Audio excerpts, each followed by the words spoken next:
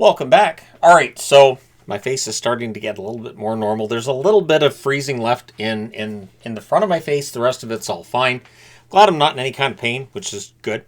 Always irritates people. I got my wisdom teeth out back when the channel was new.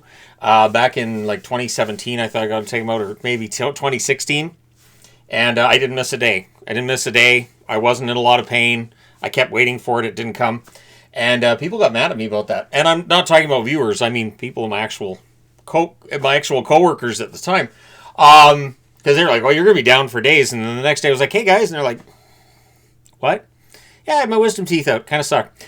Anyways, Ottinger versus Skinner. Good early back and forth. Though no early shots as Dallas was playing the Oilers in the only game of the night. So I don't need timestamps. So there's that.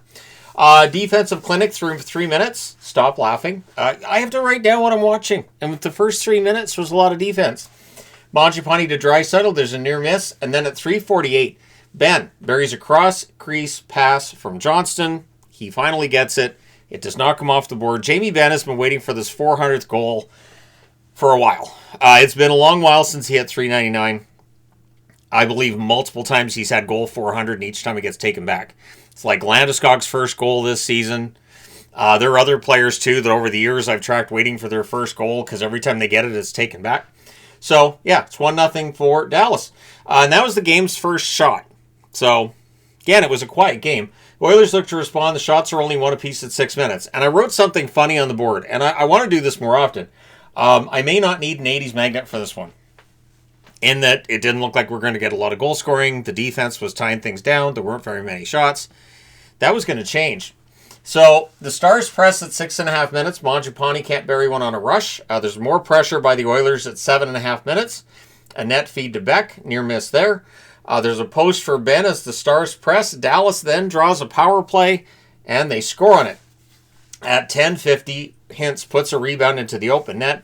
Heiskanen and Robertson with the assist, because, of course, Heiskanen and Robertson, ridiculous runs they've been on. The Oilers press for a response, but they're stuck on one shot.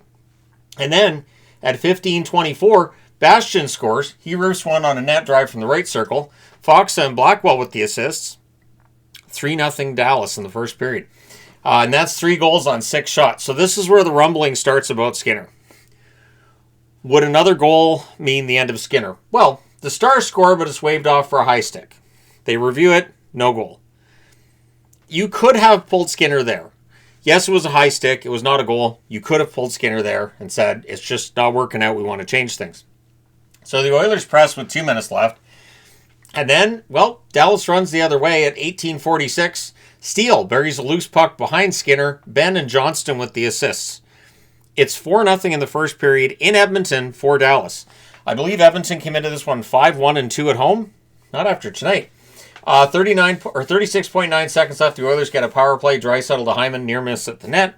And it's 4-0 for the Dallas Stars after one. Second period, Pickard starts the second, as we all knew. The worst kept secret was that Pickard would be the starter in the second period. The Stars finished the kill, just the one shot during that power play. I've got to take a drink from my beverage here. Just 1 second. As did an announcer during this game. We'll talk about that in a bit.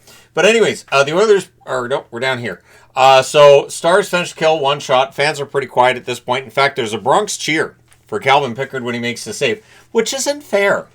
If you're going to throw a Bronx cheer at anybody, you throw it at Skinner. The guy who hasn't allowed a goal yet, you can't throw a Bronx. It's just poor usage of the Bronx cheer. Steele I don't care. Steele has a net drive that's saved. Heiskanen has a shot that's held as the Stars press. And then at 4:39, Edmonton gets on the board. Clattenburg gets his first National Hockey League goal. He buries a rebound from the doorstep. Emberson and Janmark with the assists. Jack Michaels was so excited on this goal call, he kind of blew up his voice. And it was so coarse, so hoarse, and kind of coarse sounding as well, obviously. I thought, would they replace him in the booth? Can he keep going? So his voice is suddenly kind of quiet. Apparently he's been fighting something over the last little bit. And so it just changes the sound. Things are pushy on a hold by Ottinger, so we get 2 minutes of 4-on-4. Shots are 8-5 for the Oilers with 9 minutes left. Stars draw a power play. That becomes 38 seconds of 5-on-3. The Stars would call a timeout before the 5-on-3. By this point, Michael's voice is back. While Michael's voice was not back, though, I want to give props to Louis DeBrusque. He didn't call the play-by-play, but he kept talking. He kept talking. There wasn't a bunch of dead air. And he was just, insights on the game kind of stuff. So I thought that was entertaining. So the Stars call a timeout before the 38-second 5-on-3. They score during the 5-on-3. So the timeout worked. It's a cross-crease pass and buried. Robertson scores from Sagan and Johnston at 14:01. So he has a 7-game goal-scoring streak. I think it's 13 goals. It's 12 or 13 goals over that streak. He passes the team record of 6 in terms of a game goal-scoring streak set by Mike Modano. So that's the kind of Robertson that I've been expecting for years, and he's shown up, and he gets Dallas back that 4-goal lead. Then at 15:34, during the 5-on-4, Johnston, he gets his, I think, 25th power play goal this season. It's insane. Johnston scores from Robertson and Sagan at 15:34. He buries his own rebound from the doorstep. May turn out to be an Ekholm own goal if you look at the replay. Last I looked, I didn't see that it was. It doesn't end up being a big deal. Bork has a rush chance that saved. The Stars press to close it out, and we get boo birds at the horn. And I don't blame him. I don't blame Oiler fans for booing him. This is a team that was on the road for about 2 weeks. They come home, and they do what teams that have been out on for 2 weeks do. This is something that, with this lopsided NHL schedule, these really long road trips are brutal, and everybody's going through them. Everybody is. It's brutal for injuries. It's brutal for energy level. And then you come home, you go out on the ice, and I understand if you put out a really bad effort, or not necessarily a bad effort, but you have a bad game. Doesn't mean the effort's not there. At 1:23 into the third period, Edmonton gets a little bit of hope. Bouchard, it's a point shot pass to screen off of a good forecheck. Podkolzin and Draisaitl with the assists. Shots are 2-0 Oilers at 3 minutes.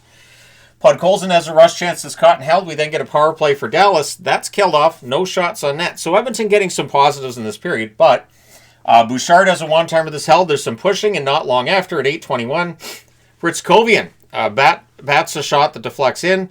There was no challenge for a high stick. I think it was a high stick, maybe by Ritzkovian, but I think it hit the Oiler player before it went in. McDavid and Savoy with the assists at, Bork and Kolyachonok with the assists at 8:21. I can't be getting ahead of myself in this, can I? Can I blame dental work for that? After that, at 9:29, Roslovic buries a rebound off the post. McDavid had hit the post. So McDavid gets the assist. Savoy gets the other assist. So we have a 7-3 game instead of 7-2. Clearly, the Oilers trying to avoid the no mercy magnet. That was likely the key. So I'm kidding, of course.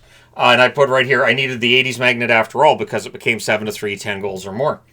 Stars look to respond. There's pressure by the Dallas Stars with 7.5 minutes left.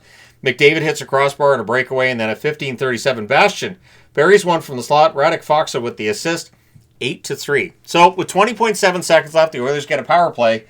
They have a chance to get away from that no mercy game. They don't. Final score is 8-3 for Dallas. The 80s magnet's on the board. This magnet, I'm going to hold it up to camera. See, now the camera doesn't automatically adjust. Isn't that great?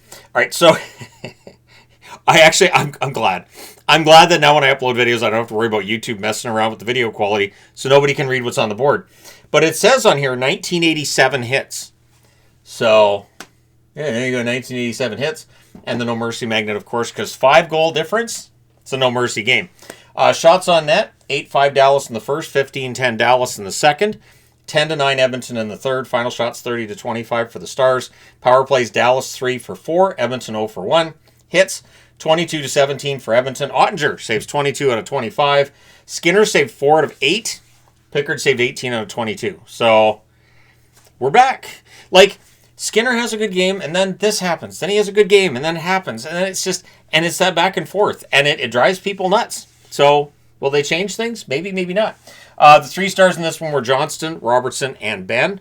The Stars, with this win, they pull within 5 points of first place Colorado. They are 4 points ahead of Minnesota in second place in the division. The Oilers, tougher spot for them. They're 2 points back of the playoffs. They are now 10-10-5. So they are down to NHL 500. They've got to be better than this.